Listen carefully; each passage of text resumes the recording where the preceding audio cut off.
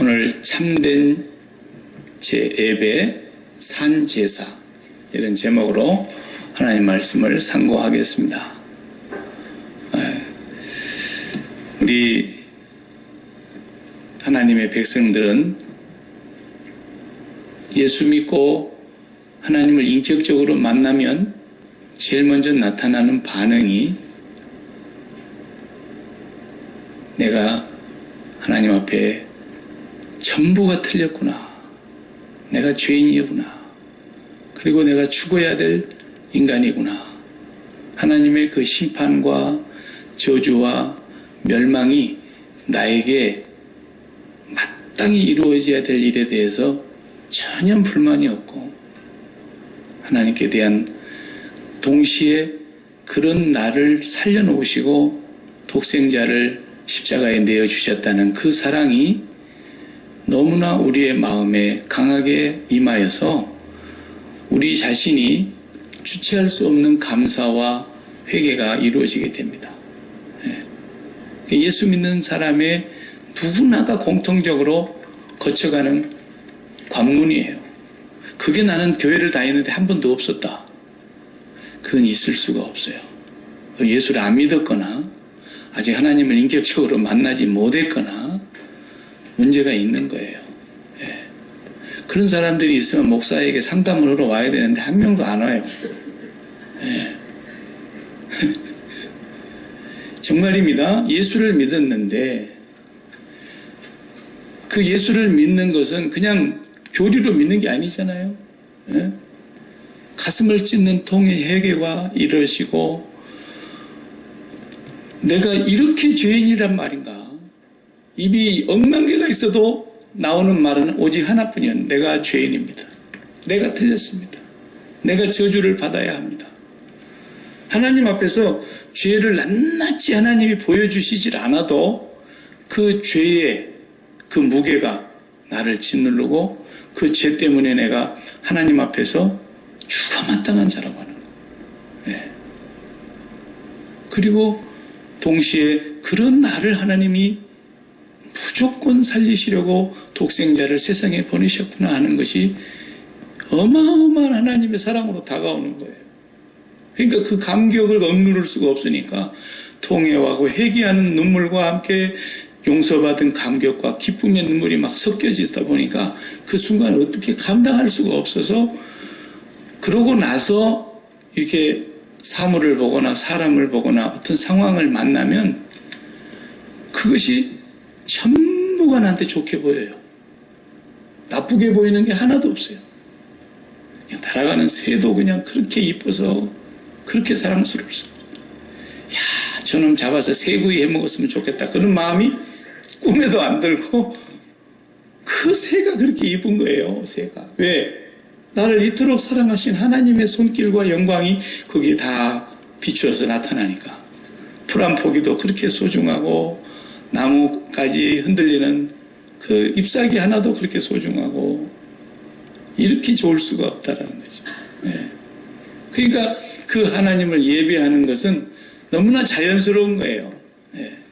예배를 막 억지로 나와서 예배 드리자 그러면은 그게 무슨 예배겠어요? 그것은 하나님을 모독하는 것이거나 그냥 하나님께서 불쌍히 여겨주시니까 아유 제가 뭘 알겠냐. 이제 갓 태어나갖고 1살밖에 못 먹었는데 그 애가 막 어머니 날 낳으시고 날 키우시고 그런 감격이 애가 있겠냐. 뭐 그런 정도로 그냥 그렇다면 어쩔 수가 없지만 정말로 하나님의 그 구원의 은혜를 맛보고 나면은 하나님의 은혜 앞에 감사하고 찬양하고 기뻐하고 예배하는 것은 너무 자연스러운 열매이지 우리의 행위나 우리의 수고나 우리의 노력이 될 수가 없는 거예요. 세상적으로 육체적으로도 우리가 너무 기쁘면은 우리 고국이 어디하고 뭐 축구 대항을 했는데 특별히 일본을 결승전에서 이겼다더라. 그러면은 그걸 보고 있는 현장에서 운동장에서 보는 사람이나 텔레비전으로 보는 사람이나 우리가 막 그 시간에 한 3분 놔두고 그냥 역전을 해가지고 뒤집어졌어요. 그렇게 날뛰던 일본이 그냥 기가 꽉 꺾이고는 우리 선수들이 그냥 벌쩍벌쩍 뛰고 막 지구가 흔들릴 정도로 뛰고 그러는데, 야, 이럴 때는 뛰는 거야. 옆에서 이 얘기를 해줘. 그런 거야? 뛰는 거야? 이러고 뛰는 사람이 어디 있겠습니까? 그건 병원에 데려가 봐야 되는 거예요. 그런 사람은. 그러니까 구원을 받았다는 게 그런 거예요. 구원을 받은 사람의 마음속에서 하나님을 향한 예배는 그렇게 역전의 드라마가 일어나가지고 막 지금 옆에 있는 사람이 본래 남이었어. 아무도 모르는 처음 본 사람인데 막 무조건 부둥켜 안고 막 걸쩍걸쩍 뛰면서 좋아갖고 어쩔 줄을 모르는 거예요. 막 너나 나나 다 한 마음이 돼서. 그렇게 기쁨이 구원받은 자에게서의 나타나는 예배로 드려지는 거거든요. 그게 하나님이 그때 기뻐하시는 것이죠. 예배를 무슨 가르친다고 예배가 되겠습니까? 예배는 이렇게 드리는 거라고 설명한다고 해서 설명이 되겠습니다. 우리가 자식을 키우다가도 뭐 어떤 날 너무 자식한테서 좋은 일이 벌어지고 그러면은 그 소식을 엄마가 듣게 되잖아요. 제일 먼저 엄마한테 전화가 올 거 아니겠습니까? 좋은 소식이 왔으니까 기뻐가지고 참 감사하다. 그리고 마음의 기쁨이 싹 스며든다 이거예요. 왜? 하나님께서 나 같은 죄인에게 또 이런 은혜도 주시는구나. 그러니까 감사하잖아요. 그 기쁨이 싹 밀려오면서 감사하는 마음이 이렇게 솟구치는 것이 그게 예배의 증상이에요. 증상. 하나님 앞에 나와서 드리는 예배가 그래야지. 오늘 안 나가면 목사님한테서 또 전화 올 텐데. 그래버리면 이미 그 영혼이 죽은 거예요. 영적으로 볼 때는 이미 시들어져 버린 거예요. 그냥 물 안 줘가지고 바짝 말라버린 그런 시들어진 풀과 같이 돼버리는 거거든요. 그래서 우리 신앙인은 예배가 살아야 산다 그런 말을 많이 여러분 듣고 하고 그러잖아요. 예배가 살아있어야 산 거예요. 예배가 죽어있으면 죽은 거고. 그래서 참된 예배라는 것은 뭐냐? 그걸 지금 우리 히브리서에서는 제일 중점적으로 설명하고 있고, 히브리서가 복음서 중에 복음서라고 할 수 있는 책인데, 저 뒤에 있으니까 그냥 사복음서보다도 저 뒤에 밀려있는 책인 줄 알지만 그렇지 않습니다. 히브리서는 정말로 복음을 담고 있는, 예수 그리스도를 가장 잘 구약과 연계해서 설명해주고 있는, 구약 전체를 다 담아서 히브리서가 예수를 설명하고 있는 복음서예요. 근데 그 중에 제일 강조하고 있는 것이 예수님으로 드려지는, 예수님으로 말미암아 드려지는 예배가 다른 말로 하면 구약의 용어를 썼어요. 히브리서에는 제사가 예배거든요. 우리 오늘날 예배가 제사인데, 이 예배를 그냥 이렇게 주일날이나 수요일밤에 나와가지고 찬송 뱉고 가고, 그 다음에 기도하고, 성경 읽고, 말씀 듣고, 그리고 주일 낮 예배는 헌금도 있죠. 헌금 드리고, 그리고 그냥 예배 끝나면 이걸 예배했다, 이렇게 생각을 하는 사람들이 많은 것 같아요. 그리스도인들 가운데. 근데 그건 아니에요. 성경에서 말하는 예배는 그런 예배를 말하는 게 아닙니다. 물론 형식과 순서를 갖추어서 그 예배 순서 하나하나가 다 예배의 내용이지만, 그 예배의 내용에 의해서 치러지는 예배의 순서, 주보에 나와 있는 순서를 맞췄다. 난 오늘 예배 드렸어. 그럼 이제 예배 끝난 거예요. 그죠? 이러면 안 된다는 거예요. 그런 식의 예배가 아니고 제사가 아니에요. 예배 그 자체가 제사고, 이제 제사가 뭐냐라는 걸 또 히브리서에서 설명을 하고 있어요. 그래서 이렇게 되어지는 것이 참된 예배이며, 이것이 하나님이 받으시는 산 제물로 드려지는 산 제사다라는 거예요. 그것은 우리가 1시간 그냥 순서에 입각해서 드리는 것은 온 성도들이 같이 모였으니까 우리가 그렇게 예배를 드립니다만, 장로교회 예배는 대부분 다 그렇죠. 근데 또 이 예배 순서가 교회마다 가보면 다르지 않습니까? 어떤 교회는 그냥 찬양을 많이 불러요. 앞에 찬양하고 찬미의 제사를 드리다가 끝나고 나면은 찬양대원들과 함께 예배드리던 순간이 싹 이렇게 멈춰지면 강대상의 목사님 올라와가지고 설교 쫙 하고, 그러고 그냥 축구하고 끝나버리는 데가 많아요. 헌금은 들어오면서 그냥 헌금함에 다 넣었으니까. 그렇게 예배드리는 교회도 있고, 뭐 교회 예배가 뭐 순서가 이제는 없어졌어요. 오늘날에 와서 좋은 점도 있고 또 나쁜 점도 있어요. 근데 그것이 예배의 전부인 줄로 생각하면 정말 큰 문제라는 거예요. 그래서 기독교의 교회가 약점을 갖고 있는 게 뭐냐면 그것이 예배고 그것이 제사고 그것이 전부인 줄로 생각하니까 그나마 한 사람은 예배 드렸다는 마음에 항상 뿌듯함이 있고 그것도 못 참석한 사람은 예배를 못 드렸다는 생각 때문에 늘 죄의식이 있어요 또. 그래서도 안 되거든요. 정상적인 예배가 정상적인 제사가 되었으면 그 속에서 이미 천국을 맛보고 있는 것이고 하나님과 연합되는 기쁨이 있는 거예요. 그것을 히브리서에서 우리에게 지금 상당히 길게 설명을 해요. 히브리서에서. 오늘은 조금 얘기할 수밖에 없어서 한 부분만 보게 되는데 참 예배가 무엇이며 그것을 산제사라고 말하는 것인데 하나님께서 옛날 에레미야에게 하신 말씀 가운데 에레미야 2장 10절, 11절, 12절, 13절 에레미야 2장 11절에서 13절을 보면은 이런 말씀을 하셨어요. 정말 안타까운 말씀을 하시는데 이런 말씀이에요. 어느 나라가 그들의 신들을 신 아닌 것과 바꾼 일이 있느냐? 그렇잖아요. 세상 전지에 어느 나라가 신들을 신 아닌 것과 바꾼 일이 있냐? 이 말이에요. 없지요. 가짜 신을 믿는 나라를 할지라도 마찬가지예요. 자기들이 섬기는 신이라고 믿는 그 신과 신 아닌 것과 맞바꾼 일이 세상 천지에 있겠냐? 없어요. 그러나 있었다는 거예요. 진짜로. 나의 백성은 그 영광을 무익한 것과 바꾸었도다 그랬어요. 선민들이 그 영광스러운 하나님, 아브라함이 갈대아 우르에 있었을 때 나타나셨던 그 영광의 하나님을 무익한 것과 바꿔버리더라는 거예요.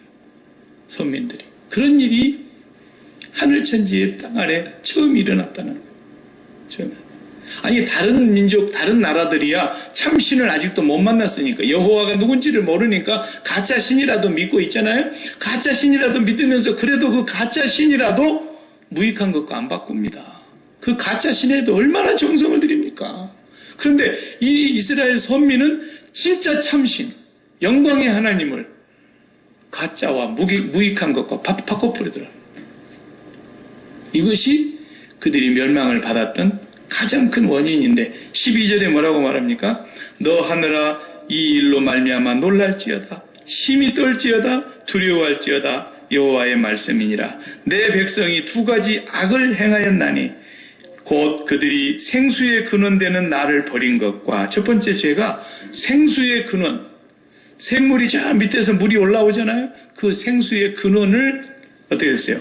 버려버렸고 스스로 두 번째는 스스로 웅덩이를 판 것인데 그것은 물을 가두지 못할 터질 웅덩이니라 그랬어요.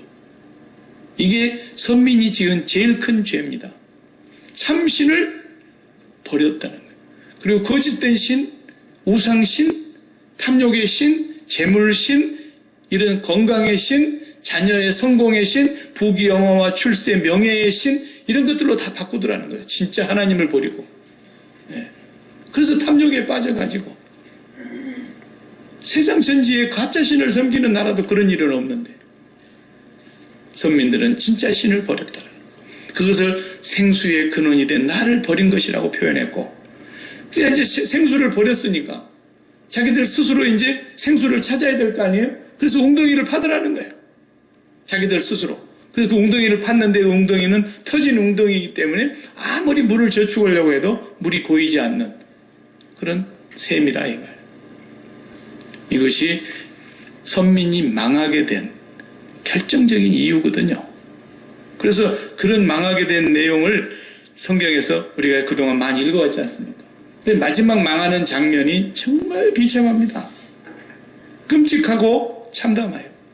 마지막 왕의 이름이 유다의 시드기야 왕인데 시드기야 왕은 마지막 이제 바벨론이 예루살렘 성을 포위를 했는데 그냥 말려 죽일 거예요. 굶겨 죽일 거예요. 너희들 나올 수 있나 봐라. 성문을 열고 나올 수 있는 사람이 아무도 없어요. 농사를 지러 나와야 되는데 나올 수가 있나요? 네. 그러니 이제 말려 죽일 거야. 너희들이 항복을 안 하면 그대로 말려 죽을 거다. 좀 있으면 너희들이 자식들을 잡아먹게 될 것이다. 예, 먹을 게 없으니까. 그래도 이제 잡아먹을 게 없으면 어떻게 기어 나와야지. 이렇게 말려 죽일 작정을 하고 포위를 하고 있는데 작심을 하고 있는 이 상태에서 어떻게 합니까? 왕이 1년 6개월 동안 포위당하고 있다가 이제는 어떻게 길이 없으니까 야간에 틈을 타서 도주를 하려고 했던 거예요. 그 병사들이 왕을 호위해서 왕자들과 같이 밤중에 성을 빠져나갔는데 그게 잡히죠. 뭐 물샐 틈이 없이 포위를 하고 있는데 쫓아오니까 호위하던 병사들이 걸음아 나살래라고 다 도망가 버리잖아요. 왕을 놔둬버리고. 그러니까 바벨론 병사들에게 왕이 잡히고 왕자도 잡히고 다 잡히고. 그래가지고 끌고 와가지고 어떻게 했다 했어요? 왕이 보는 앞에서 두 왕자를 목을 잘라버려요. 죽여버리는 거예요. 얼마나 참담하고 잔인합니까? 그리고 그냥 시드기야 임금은 두 누나를 뽑아버렸다 했잖아요. 예? 그리고는 죽이지는 않고, 야, 누나를 어떻게 뽑아? 상상을 해봐요, 상상. 왕의 눈을 뽑아. 그리고는 개 목걸이 같이 목을 묶어서, 수족을 묶어서 바벨론으로 끌고 갔다는 거예요. 그리고 성전이 불탑니다. 물론 불 지르기 전에 금으로 된 건 다 끄집어냈죠. 성소에 쓴 도구가 다 금이니까 금으로 된 법궤 다 바벨론으로 옮겨갔어요. 보물, 그동안 하나님 앞에 드렸던 헌물 다 빼앗겨 가져갔어요. 그 성전을 다 불태워버리고 예루살렘 성도 불태워버리고 허물어버리고 백성들은 임신한 자는 배를 갈라버렸다 했어요. 성경에. 이런 참담한 얘기를 시편에 쭉 쓰고 있어요. 시편의 78편, 79편 이 두 편이 그런 얘기입니다. 너무너무 참담한. 그것은 뭐라고 표현했냐면요. 밖에서 막 며칠 굶은 늑대와 사자, 이리떼들이 막 득실득실 하는데 울타리를 쳐놔서 못 들어오고 있는데 가운데 안에는 양이 있어. 그런데 하나님이 그 울타리를 확 걷어버렸다 그랬어요. 그러니 막 일순간에 이리떼, 양떼를 이리떼가 들고 들어와서 양떼를 다 물어 죽이고 다 갈기갈기 찢어서 먹어버리는 거예요. 그렇게 표현되어 있어요. 시편 79편, 80편 읽어보면. 하나님이 그렇게 해버렸다는 거예요. 이스라엘을. 그리고는 바벨론으로 쓸만한 사람들은 끌려가는데 1차 때 끌려간 사람이 누굽니까? 다니엘, 사드락, 메삭, 아벳느고 이런 사람들이 1차 포로 때 끌려간 사람들. 587년에 망했는데 이미 605년에 훨씬 그 이전에 여호야긴 왕 때 1차 포로로 끌려갔던 사람들이 다니엘과 그 일행들입니다. 이렇게 해서 나라가 587년에 와서는 시드기야 왕을 끝으로 완전히 멸망하고 성전 불타고 나라가 없어지게 되고 에레미야에게 하신 말씀이 그대로 이루어지는데 70년이라는 세월이 바벨론에서 포로 생활을 하면서 살아야 했던 그 얘기가 우리가 읽은 역사서 끝이 아닙니까? 이렇게 선민들을 이렇게 하나님이 해버렸다는 거예요. 선민들을. 이렇게 잔혹하게 이렇게 하나님의 허락하심 하에 성전이 없어졌다. 그 이유가 바로 생수의 근원인 하나님을 버리고 무익한 것과 하나님을 맞바꾼 것 때문에. 그 구약의 표현으로 말하자면 그들이 성전을 더럽혔기 때문에. 성전을 더럽혔다. 성전은 뭐예요? 솔로몬에게 언약한 그 약속대로 내 이름이 거기 있겠다 그랬어요. 내 이름이. 항상 내 눈이 그리고 거기를 볼 것이다 그랬어요. 그리고 내가 너희들과 거기서 만날 것이고 내가 너희들에게 거기서 말할 것이다. 하나님이 실제로 하늘에 계시지만 그 실체이신 하나님의 그 이름이 그 성전에 있고 백성들은 하나님을 그 실체이신 하나님을 기억하라고 그 하나님을 예배를 바르게 하라고 성전을 지어주신 것인데 그 성전을 더럽힌 거예요. 그래서 그 이름을 거기서 지우고 거기다가 자기들의 온갖 탐욕과 온갖 소원과 온갖 정욕이 다 서려 있는 우상 숭배로 맞바꾸더라는 거예요. 하나님의 영광을. 그러니까 성전이 망하니까 결국은 나라가 망한 거예요. 다른 말로 하면 제사가 없어지니까 온전한 제사 드림이 없으면 끝나버린 거예요. 오늘도 마찬가지예요. 히브리서에서는 그걸 얘기하려고 그러는 거예요. 너희가 참된 예배, 산 제사가 없다면 이미 너희 몸인 성전은 끝났다라는 거예요. 그것은 성전일 수가 없다는 거예요. 더 이상. 하나님이 고린도전서 3장에 16절, 17절, 그 다음에 고린도전서 6장 19절, 20절에 말씀하신, 두 번 말씀하신 그 내용 그대로 너희가 하나님의 성전인 것과 너희 몸이 하나님의 성령이 거하시는 전이다 그랬어요. 그런데 만약에 너희가 하나님의 성전을 더럽히면 하나님은 그 사람을 멸하시리라 그랬거든요. 분명한 거예요. 구약이 그대로 신약에서도 이어주고 있는 거예요. 하나님의 성전을 더럽힘으로써 하나님의 선민들을 하나님 멸하신 겁니다. 울타리를 걷어버린 거예요. 그냥. 오늘로 똑같습니다. 신약 이후로 예수님 재림하는 날까지 하나님의 성전이 더럽혀지면 그 사람을 하나님이 멸하실 거라는 거예요. 다시 말하면 이미 그건 끝난 거라는 거예요. 성전이 더럽혀졌다. 그렇기 때문에 참된 제사는 주일날 와서 주보에 의해서 순서에 입각해서 무슨 예배 한번 마치면 예배 끝나는 것이고 예배 드린 것이고 이런 생각은 전혀 위험한 생각이에요.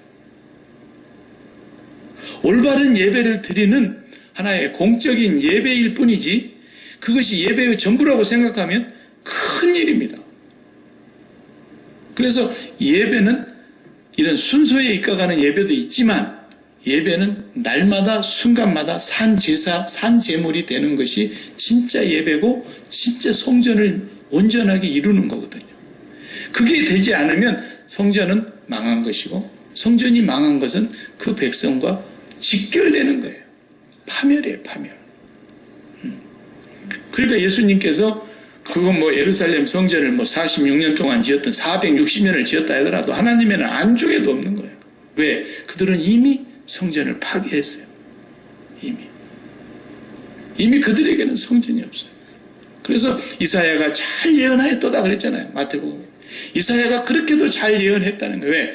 너희들은 입술로는 나를 존경하나 마음에서는 멀도다 그랬잖아요. 그들의 마음은 하나님이 없었어요. 성전이 아니야. 이미. 구약과 똑같잖아요. 그들의 마음이 성전에 없었다니까요. 정말 성전에 있었다면 성전의 이름으로 거하시겠다고 약속하신 그 하나님을 사랑했어야 되는데 하나님 사랑했나요? 아니죠. 전부가 다 나를 사랑해서 하나님 찾았던 것이고 내 소원을 위해서 하나님 찾다가 그것도 내 소원을 이루어주기만 한다면 우상도 좋다는 거예요. 그래서 그 탐욕이 전부 우상 숭배로 그들을 가게 만들었어요. 성전이 무너지면 모든 것이 끝난 것입니다. 구약과 신약이 완전 연속선상에 있는 거예요. 다르지 않아요. 왜? 하나님 똑같은 분인데 다를 리가 있나요? 말씀은 구약이나 신약이나 영원한 진리의 말씀인데 다를 리가 없어요. 그것이 완성됐다는 것을 설명하는 것만 다른 것뿐이지 구약은 불완전한 것이라면 구약은 그림자라면 오늘 5절에도 그랬잖아요. 구약은 모형이라면 구약은 그림자라면 신약은 실체요 참 형상이라는 거예요. 모형이 아니라는 거예요. 그것이 달라졌다는 것만 다를 뿐이지 하나님 앞에서 성전을 바르게 지켜야 된다는 거. 성전을 바르게 이루어 가야 된다고 하는 거. 이것이 진짜 예배고 진짜 제사고 산제사다라는 거. 히브리서는 이걸 매우 강조하고 있는 것입니다. 자, 한번 본문을 읽으면서 보겠어요. 8장 5절 우리가 오늘 읽었으니까 그들이 섬기는 것은 지금 제사를 말하는 거예요. 그들이 제사하는 건 뭐예요? 하늘에 있는 것 그것이 진짜예요. 진짜 원본, 오리지널, 본질. 그런데 하늘에 있는 것의 모형. 예. 저기 아파트 앞으로 지어지려고 하는데 아직 안 지었어. 그런데 여기 모델하우스 지어놨어. 그죠? 모델하우스가 진짜 아파트는 아니죠? 진짜 아파트 지어지면 이렇게 집을 지을 겁니다. 라고 보여주는 모형, 샘플. 그러니까 구약의 모든 제사 드리고 섬기는 것, 그게 다 하늘에 있는 진짜 제사의 모형일 뿐이라는 거예요. 그것도 뭐예요? 참 형상이 아니고 그림자. 예. 그래서 모세가 시내산에서 하나님께로부터 받았던 그 모형, 그것은 모세가 진짜를 보면서 땅에다가 모형을 지은 거예요. 진짜를 하나님이 보여주신 거예요, 모세에게. 그것을 땅에서 보여준 그대로 모형으로 지어놓은 것이 성막입니다. 그리고 하늘의 제사가 하나님이 보여주셨어요. 그 제사에 완성된 제사가 있는데 그 제사의 모형, 그림자, 그것을 이 땅에서 네가 만들어라는 그 제단을 그대로 만들어 놓고 거기서 제사 행위를 하라는 거예요. 그런데 구약은 그것이지만 예수님이 오셔서 드리는 제사는 뭐예요? 모세가 실제로 봤던 하늘의 진짜 성소, 그리고 하늘에 드려지는 진짜 예배, 그것이 예수님이 오셔서 완성한 거란 말이에요. 완성한 거예요.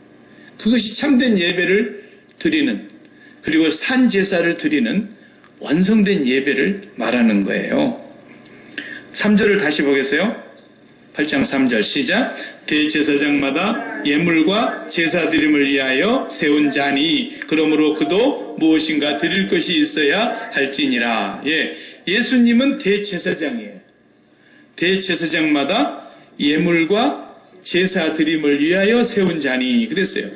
우리가 지난주 예수님이 그리스도라고 믿는 거라 그랬잖아요. 예수 믿는다는 것이 그리스도의 의미를 설명했잖아요. 그리스도는 대제사장이시며 왕 중의 왕이시며 대선지자이시란 말이에요.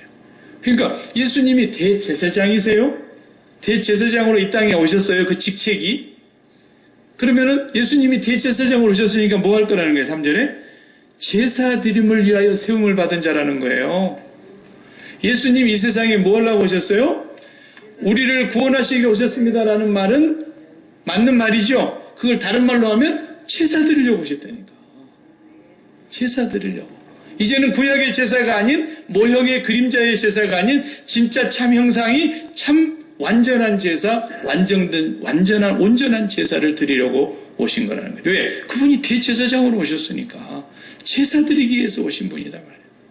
예. 그래서 아까 우리 노래 부른데도 당신의 피로 우리를 제물로 사신 거예요. 우리를 제물로 사가지고 예수님이 헌금을 하셨어.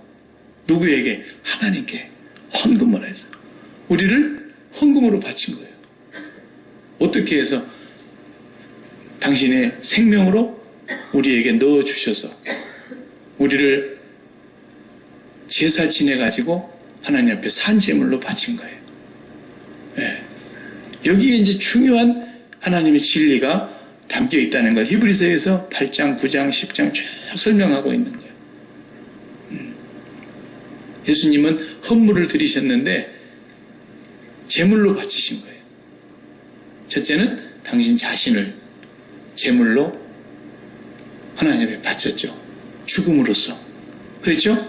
그리고 우리를 또 사서 피값으로 사가지고 하나님의 자녀들을 하나님 앞에 산제물로 드렸어요. 이제 우리가 지금 살아있잖아요. 예수 믿고 죽음 가운데서 우리가 살아났어요. 그래서 우리가 산제물이에요. 산제물. 그러므로 형제들아 내가 하나님의 모든 자비하심으로 너희를 권하노니 너희 몸을 하나님이 기뻐하시는 산제물로 드리라. 이것이 너희의 드릴 영적 예배니라.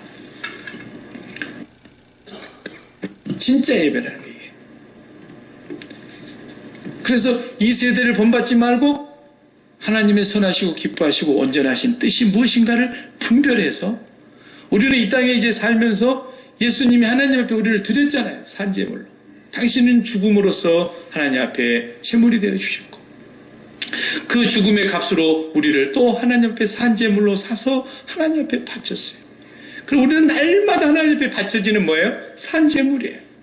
사도 바울이 그것을 얘기합니다. 산제물로 바치라. 날마다 산제사를 드리라. 이것이 진짜 예배다. 이것이 신령과 진정으로 드리는 예배. 이렇게 예배 드리는 자를 하나님은 오늘날 찾으시느니라. 하나님 이렇게 예배해야 된다. 그러니까 주일날 와서 예배 순서에 입각해서 이렇게 예배 드리고 나면 예배 드렸고 예배 끝. 이게 아니에요. 예배가 우리 죽는 날까지 계속 이어지고 연속적으로 예배의 삶을 산제물로 날마다 드리는 것이지만 매 순간 드리는 것이지만 그 한 시간은 공적인 예배로 우리가 다 같이 예배를 드리다 보니까 순서도 나온 것이고 순서를 예배학적으로 신학적으로 이렇게 하면서 신학자들이 해놓은 거지. 그 예배에 1%밖에 안 되는 거예요. 진짜 예배는 날마다 산제물로 하나님 앞에 드려지는 참된 예배, 이것을 성경은 지금 우리에게 얘기하고 있는 거예요. 그 오늘날 예배가 너무나 소홀히 되고 있어요. 그래서 예배 드리는 것이 즐거워야 되고, 예배 드리는 시간이 기다려져야 되고, 예배 드리는 자체가 기쁨이고, 기쁨의 표현이며, 감사의 열매이며, 행복의 순간이어야 돼요.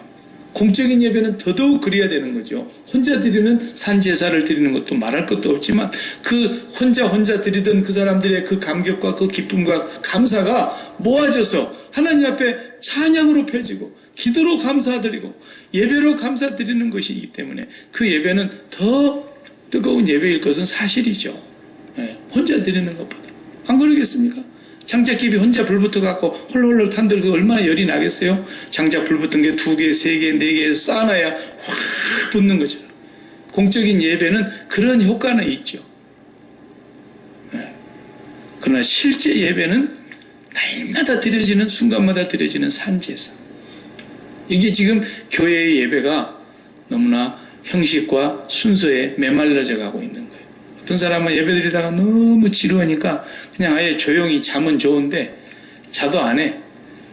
휴대폰 꺼내놓고 이렇게 휴대폰 구경하고 있고, 또 어떤 사람은 주보에다가 줄을 긋고 있어. 이제 기도 끝났다. 딱 긋고. 그 다음에 찬송 부르고 나면 찬송 끝났다. 줄 긋고. 어떤 주보는 보면은 내가 가다가 이렇게 보면 전부 줄을 그어놔서 이게 뭔 뜻인가 했더니 예배 순서 끝날 때마다, 하나씩 끝날 때마다 줄 그어 놓는 거야. 예. 이러고 앉아 있으니 그 영혼이 살겠습니까? 그러니까 예배를 우리 교회가 잃어버렸다고 해도 과언이 아니에요. 모순에 빠진 거예요. 이 순서에 입각해서 예배를 드리고 나면 예배를 했다고 생각하는 모순에 빠져버리는 거라니까, 이게. 그것도 안 한 사람은 예배 못 들어가지고 이제 막 죄스러워가지고, 목사님 전화 오면 어떡하나, 뭐라고 핑계를 대야 되나, 요 생각만 나는 거예요. 예배가 제사라니까요, 제사. 구약의 제사. 언어만 다 바꿔진 거예요. 내용은 그 갖고 있는 의미가 똑같아요. 의미가. 그럼 제사가 뭡니까? 제사는 죽이는 거예요. 구약의 제사를 가만히 봐봐요. 우리가 얼마나 많이 배웠고 압니까? 읽고. 재물을 가지고 안 옵니까? 제사 드리는 사람이. 제사 드리려고 자기가 재물을 끌고 와, 양을 끌고 오고 소를 끌고 오는데 흠없는 걸 끌고 오잖아요. 그러면 제사를 드리려고 온 장본인이 재물의 머리에다가 손을 얹고 자기가 기도를 하면서 어떻게 합니까? 자기 죄를 하나님 앞에 다 고한다 그러죠. 그러면 내 죄가 이 재물의 머리로 옮겨가는 것을 하나님이 그렇게 정해놓으시는 원칙이에요. 하나님이 구약에서. 내가 김씨 집에 마늘을 100개를 도둑질해 갔습니다. 그래서 도둑질을 아무도 몰랐는데 이게 이제 들통이 나가지고 드러났어요. 아니면 하나님 앞에서 도둑질할 때는 그냥 욕심이 꽉 차갖고 그냥 했다가 나중에 하나님 앞에서 죄를 깨닫고, 아, 내가 큰 죄를 지었구나. 그러고는 하나님 앞에 제사를 지내러 가는 거예요. 양 한 마리 몰고. 그리고 와서 양의 머리에 손 얹고 내가 김씨 집에 마늘밭에서 마늘 100개를 도둑질해 갔습니다. 하나님 앞에 죄를 고백하는 거예요. 그러면서 죄를 짓는 거예요. 자, 죄를 이제 토해내는 거예요. 그리고 하나님 앞에 또 뭐라고 합니까? 하나님, 내가 하나님을 바라보고 하나님을 생각하고 하나님을 감사하고 살아야 되는데 맨날 내가 세상에 있는 것들로 기쁘게 살려고 세상의 것을 쳐다보고 세상의 것을 욕심부리고 세상에 그랬다 마음 붙이고 거기서 내가 기쁨을 얻어먹으려고 생수가 아닌 곳에다가 빨대를 꽂고 살았습니다. 이런 게 다 죄거든. 마음에 하나님 그 이름만 있어야 될 내 시성소의 마음에 하나님 아닌 다른 것들로 세상 기쁨을 채우려고 했던 그 모든 것이 죄라니까. 하나님 앞에서 다 토해내는 거예요. 그러고 나면은 내 죄가 이제 이쪽으로 옮겨갔죠. 하나님이 그렇게 정해 놓으신 거예요. 그걸 구약에. 그러고 나면은 어떻게 합니까? 미안하다. 이제 네가 나를 대신해서 죽어줘야 되겠다. 그래가지고 죄 지은 사람이 양을 잡는 거예요. 제사장이 잡는 게 아니고 제사장은 옆에서 지도만 해요. 레위 사람들은 옆에서 이렇게 돕기만 하고 자기가 죽이는 거예요. 양의 목을 확 찔러가지고 피가 쏟아지면 제사장들이 그 대야를 갖다 놓고 피를 받아요. 그리고 그것을 죽이고 그 가죽을 벗기고 그리고 칼로 조각을 내고 할 때에 누구예요 지금? 내가 죽어야 될 그 모습을 여기다 재현하고 있는 거예요. 제사가. 내가 죽어야 되는데 네가 죽는구나. 내가 죽을 죄를 하나님 앞에 지었는데 네가 대신 죽는구나. 그 죽음이 나의 죽음과 동일시하는 거예요. 아이덴티파이 하는 거예요. 나의 죽음으로. 내가 죽었다라는 걸 지금 확인하고 있는 거예요. 나를 죽이고 있는 거예요. 나를. 이게 제사고 이게 예배인데 그 한 가지만 놓고 봐도 오늘날 예배를 한번 봐봐요. 전부 예배를 드리는데 뭐 하려고 와요? 예배 드리면 복 받는다고. 그것도 예배 안 드리면 복을 가져가 볼까 봐서 겁나가지고 또 오는 사람도 있어요. 네. 전부 예배가 아니야. 그냥 우상숭배 그 자체야. 하나님을 경외해서 예배 드리러 온 게 아니고 하나님을 잃어버릴까 아까워서 하나님 가까이 하기 위해서 하나님 앞으로 더 가까이 나가려고 예배 드리러 온 게 아니고 하나님 내가 지금 소중히 여기고 있는 것들 가져가 볼까 봐서 자식도 손대버릴까 봐서 그냥 사업장도 하나님 확 흔들어 버릴까 봐서 전부 내 건강 가져가 버리면 어떡할까 싶어서 두려워서 예배 드리는 사람도 있고요. 그 중에는 예배가 아니잖아요. 그러니까 이 세상의 모든 나라, 모든 민족, 모든 족속은 고대로부터 지금까지 앞으로 끝까지 예배가 있어요. 다. 그리고 제단 없는 종교가 있습니까? 무당도 다 제단을 만들어 놓고 하잖아요. 제단이 없는, 제사가 없는 그런 종교는 없어요. 근데 모든 종교가 다 가짜라고 하는 것을 우리가 굳이 설명할 필요도 없지만 그게 왜 가짜라는 것이 인정이 되느냐? 다 똑같거든요. 모든 종교의 제단은 제사들이 위해서 만든 것이고 그 제사는 자기가 섬기는 신에게 제물을 바치면서 복을 주시옵소서. 뇌물로 드리는 거예요. 쉽게 말하면. 예.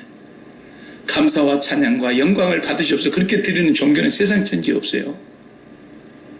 오직 하나님을 드리는, 하나님께 드리는 예배만. 내가 죽을 죄인입니다. 내가 죽을 죄인입니다. 그리고 자기를 죽이는 거예요. 와서. 짐승한테 안수해놓고. 이렇게 예배드리는, 이 예배를 드리는 그 예배의 형식을 갖고 있는 건 기독교 하나뿐이에요. 쉽게 말하면. 그러니까 다 똑같고 하나만 달라. 기독교만. 다 틀렸고 기독교만 하나만 맞다는 뜻이에요. 그게 진짜예요. 이건. 나머지는 전부가 다 가짜인 거예요. 자기가 타락함으로 말미암아 자기가 선악을 판단하고 자기가 선악을 구분하면서 진짜 선이 뭐냐? 내가 장수하는 거라는 거예요. 진짜 선이 뭐냐? 내 자식들이 다 성공하는 거라는 거예요. 진짜 행복이 뭐냐? 내가 돈 많이 벌고 사업에 성공해서 내 인생을 실현하는 것이 나의 삶의 의미요 행복이요 기쁨이라는 거예요. 그걸 이루기 위해서라면 어디다 가든지 절을 하는 거예요. 다. 재물을 바치고 헌금을 바치고 가서 몸으로 때우고 그러는 거예요. 이게 우상숭배예요. 이게 종교예요. 기독교 하나만 나는 저주를 받아 마땅한 죄인입니다. 내가 그 선악과를 먹은 그 아담의 죄로 말미암아 죄가 세상으로 들어온 이후에 내가 그 죄로 인해서 내가 날마다 죄를 밥 먹듯이 먹고 살았습니다. 내 마음의 지성소에 하나님을 모셔야 될 그 이름을 빼내고 하나님 대신에 세상에 그렇게 좋다는 것들을 나도 갖고 싶어서 몸부림을 쳤고 그것이 없을 때는 기쁨도 잃어버렸고 그것이 있을 때는 기뻐했고 그것이 있으면 좋아갖고 헤헤헤 하다가 그것이 없으면 또 살맛을 잃고 하나님보다도 세상에 있는 것들을 그렇게 내가 좋아했습니다.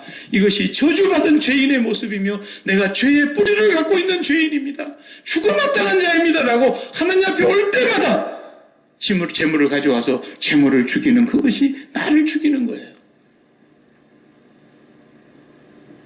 그러나 그것은 죄를 없이 하지 못한다고 성경의 히브리서에서 얘기하고 있어요. 날마다 반복되는 그 제사로는 하나님 앞에 온전케 될 수 없어서 이제 때가 되면 하나님께서 첫 번째 제사가 온전하였다면 두 번째 제사를 왜 마련했겠냐는 거예요. 첫 번째 제사는 모형이고 그림자였고 이제 둘째 것이 오셨다라는 거예요. 10장에서는 그 얘기하고 있잖아요. 10장에서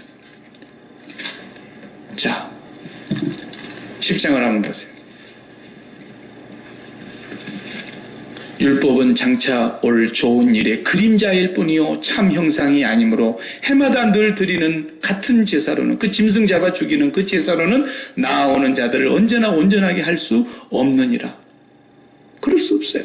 할 수 없어요. 예. 그러므로 5절에 보면 그러므로 주께서 세상에 임하실 때에 이르시되 하나님이 제사와 예물을 원하지 아니하시고 오직 나를 위하여 한 몸을 예비하셨도다.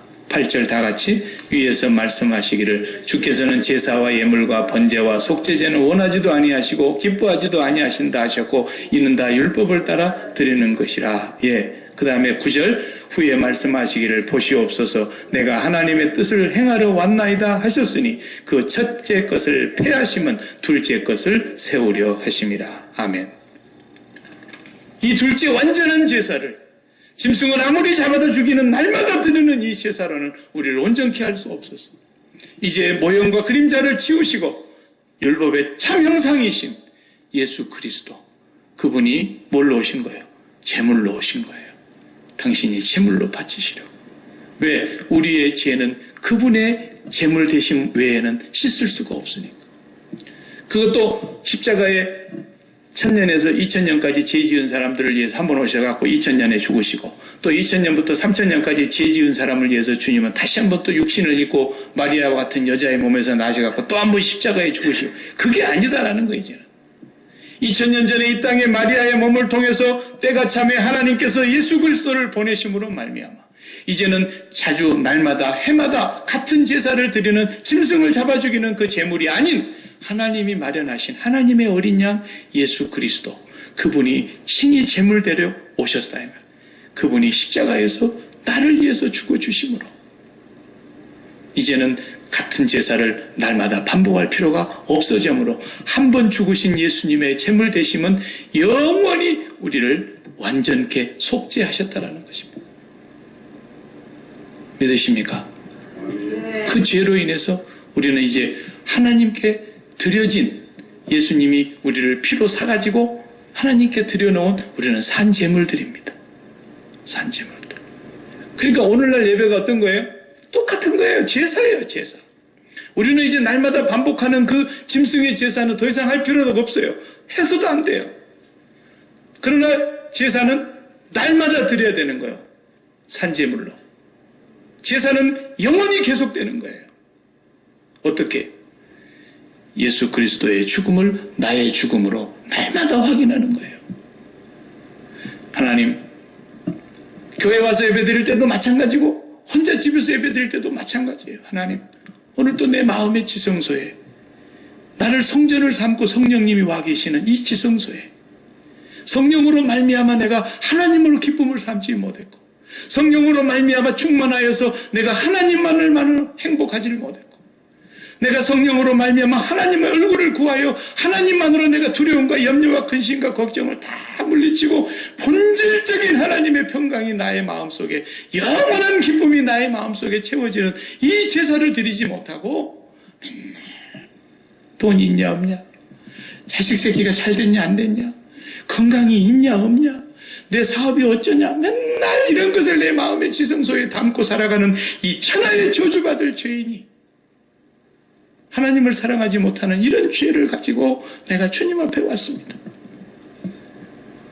이런 나 같은 죄인을 위해서 주님이 십자가에서 죽으셔서 제물되어 주심으로 주님이 죽으셨던 그 죽음이 나의 죽음이 된 것을 감사합니다. 내가 죽었다는 걸 이제는 날마다 확인하고 내가 죽은 자임을 고백하는 거예요. 어떤 죽은 자예요? 뻔히 살아있는데, 여기서 죽음이라는 건 뭔 말이냐면 모든 관계가 끊어졌다는 뜻을 말하는 거예요. 나의 나되게 만들어주는 모든 관계가 다 끊어진 거예요. 내가 어떻게 나가 됐다 그랬어요? 나라는 인격이. 너가 있어서 내가 되는 거라 그랬잖아요. 하나님 앞에서 너라고 하는 것이 다 죽은 거예요. 이제는 자식도 나에 대해서는 죽은 거고, 돈이 나에 대해서 죽은 거고, 사업이 나에 대해서 죽은 것이고, 직책이 나에 대해서 죽은 것이고, 이 세상에 나의 나되게 만들어줬던 처음 태어난 모든 건 다 죽는 거예요. 이 관계가 끊어졌음을 주님이 죽음을 통해서 완성시킨 거예요. 더 이상 살았다고 얘기하지 마요. 내가 아빠가 아니에요. 진짜 아빠는 저기 한 분뿐이에요. 성경이 그랬잖아요. 아버지는 한 분뿐이라고.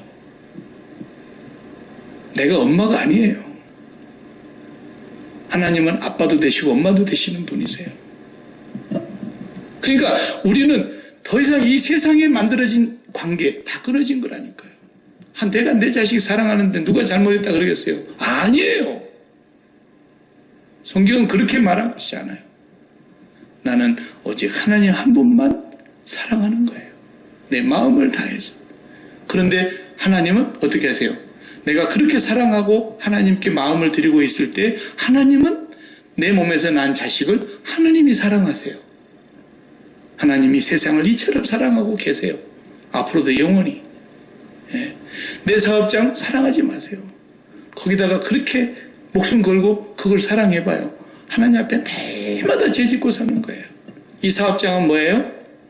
하나님의 뜻이 이루어지는 하나님의 일터예요. 나는 아직 하나님만 사랑하고 있는 거예요. 근데 하나님이 나에게 맡겨준 이 사업장을 하나님이 돌보시는 거예요. 내 몸뚱아리 내가 가까워오지 마요. 죽으면 송장이에요. 썩은 냄새 나서 자식들도 가까이 안 해요. 이 몸이 뭐예요? 하나님이 영광 받으시기 위해서 이 땅에 남겨두신 마지막 산재물이에요. 사나 죽으나 나에게 있어서는 근본적인 평강이 따로 있는 거예요. 내가 건강하게 오래 산다고 기쁨이 오는 건 그건 죄악이에요. 그 기쁨이 아니에요. 그건 진짜 기쁨은, 기쁨의 본질, 기쁨의 원형은 하나님께 있는 거예요. 그래서 내가 살아도 기쁘고 죽어도 기쁜 거예요. 진짜 평강은 내가 돈을 많이 벌어서 평안이 오고 건강했다 질병이 있다가 병이 나서가고 평안이 오고 그런 게 아니에요. 근본적인 평안, 본질적인 평안은 하나님께 있는 거예요. 그 하나님으로부터 오는 평강이 있기 때문에 내가 살아도 기쁘고 죽어도 기쁘고 사나 죽으나 내가 주의 것인 거예요. 이 세상의 관계는 다 끊어진 거예요. 내 자식이 잘 돼야 기쁘고 안 되면 안 기쁘고 이것이 죄악인 거예요. 왜? 내가 내 자식을 마음에 품고 있기 때문에. 우리가 그렇게 죄인이라는 거 아십니까? 우리가 얼마나 처절한 하나님 앞에 죄인이라는 거 아십니까? 예수 그리스도가 십자가에서 갈기갈기 찢기고 죽으셨다는 것은 나를 죽이시는 나의 죽음인데 내 모든 관계가 죽었다는 뜻이라니까요. 그것으로 내가 태어나는 게 아니에요. 나의 나 된 것은 오직 하나님의 은혜로 하나님 아버지로 인해서 다시 태어나는 거듭난 인생밖에 없는 거예요. 사나 죽으나 나는 아버지 것이에요. 뭘로 기뻐합니까 우리가? 하나님으로 기뻐하지 않는 모든 것이 죄라는 걸 기억하셔야 됩니다. 내가 이렇게 죄인이라는 것을 날마다 뼈저리게 깨달아야 됩니다. 우리가 그런 인간이에요. 그런 인간. 그래서 십자가 앞에 설 때마다 그 십자가는 우리에게 있어서 하나님 앞에 나를 산제물로 드리게 만드는 유일한 제물이며 영원한 제물이며 그 예수 그리스도께서 우리를 위해서 땅의 제사장으로 오신 것이 아니고 하늘의 제사장으로서 하늘로 들어가신 거예요. 하늘의 성소로 들어가셨다 그랬잖아요. 그리고 땅의 제물로 바친 것이 아니라 당신도 뭔가 드릴 것이 있어야 되는데 당신의 몸을 직접 제물로 생명을 바친 거예요. 그리고 우리 속에다가 당신의 생명을 넣어주셨어요. 예수님이 우리 생명이세요. 예수님은 나의 생명. 생명이라고 얘기해요. 생명이 뭐예요? 내 기쁨이지 않습니까? 내가 살아야 될 이유지 않습니까? 내가 기뻐해야 되는 이유 아닙니까? 내가 행복의 이유 아닙니까? 오늘도 나를 살아라고 나에게 힘을 주는 그 명령 아닙니까? 생명이에요, 생명. 예수가 자식이 내 생명입니까? 내가 자식 때문에 산다고요? 이런 죄악이 어디 있습니까? 예수 믿는 사람이 이걸 처절하게 깨달아야 됩니다. 처절하게. 내가 살아야 될 이유는 오직 하나님 한 분뿐이고 이제 내가 산 것은 나를 위해서 죽었다가 다시 사신 자를 위해서 사는 것이고 사도 바울은 그렇기 때문에 그 누구도 이 평강을 빼앗갈 수 없었고 이 어떤 사건도 이 기쁨을 빼앗아갈 수가 없기 때문에 나는 죽은 거예요. 날마다 죽었다는 이유예요. 왜? 내 기쁨은 내 몸뚱아리에서도 나오는 것이 아니고 내 건강에서 나오는 것이 아니고 내가 성공했다고 나오는 것이 아니고 결혼을 안 했으니까 그 양반이 자식은 없었을 것이고 뭐 다른 데서 기쁨이 나오는 게 아니에요. 오직 하나님에게서만 기쁨이 오기 때문에 이 기쁨은 빼앗을 자가 없고, 오직 하나님께로부터만 그 진짜나 온전한 평강이 오기 때문에 이 평강을 빼앗을 자가 없고, 그 받은 사랑을 아는 사람은 받은 사람만 알고, 날마다 자기는 처음 난 건 다 죽은 거예요. 다 죽은 거예요. 여러분, 관계가 날마다 죽었다고 고백하는 것이 그 얘기를 하고 있는 거예요, 사도 바울. 나는 날마다 죽었어. 이 예배가 산제사예요. 그래서 이제는 내 몸이 살아도 주를 위하여 사는 것이고, 이제 죽어도 주를 위하여 죽는 것이고, 나는 사나 죽으나 죽은 것이고, 주님을 위해서 살고 주님을 위해서 죽고, 나의 간절한 기대와 소망을 따라 아무 이래도 부끄럽지 아니하고. 왜? 살아도 죽어도 내가 주님 것이니까. 이 제사가 참된 예배고 산제사인 것입니다. 네. 매일 여러분 집에서, 여러분 일터에서, 여러분 어느 곳에 있든지 내가 진짜 예배 드리고 있는가 보시기 바랍니다. 예배는 제사입니다. 제사는 나를 죽이는 것입니다. 내가 나를 죽일 수 없어서 아무리 짐승을 잡았고 수천 년 잡았고 그 제단에서 평생을 잡았지만 그 제사로는 온전하게 할 수 없었어. 주님이 그 첫 것을 폐하시고 둘째 것을 다시 세우시려고 이 땅에 오셔서 당신이 제물되어 죽으심으로, 일교야 네가 이제는 죽었다. 나의 죽음을 바라다 볼 때마다, 십자가에 높이 달린 예수 그리스도를 바라다 볼 때마다 너는 죽었어. 이걸 기억하라는 거예요. 여러분, 이 땅에 어떤 관계가 살아있다면 아직도 죄가 해결이 안 되는 겁니다. 날마다 이 세상에 대해서는 죽는 거고 하나님께 대해서만 산 거예요. 이걸 잊지 않고 주님의 십자가를 바라다 보는 것이 십자가 생활하고, 그것이 날마다 드리는 산제사고, 우리가 산제물 되는 것이고, 하나님이 받으시는 참된 예배인 것입니다. 성령으로 말미암아 내 안에 유일한 기쁨은 하나님 한 분만인 것을 날마다 체험하고 그걸 구하고 살아가시기 바랍니다.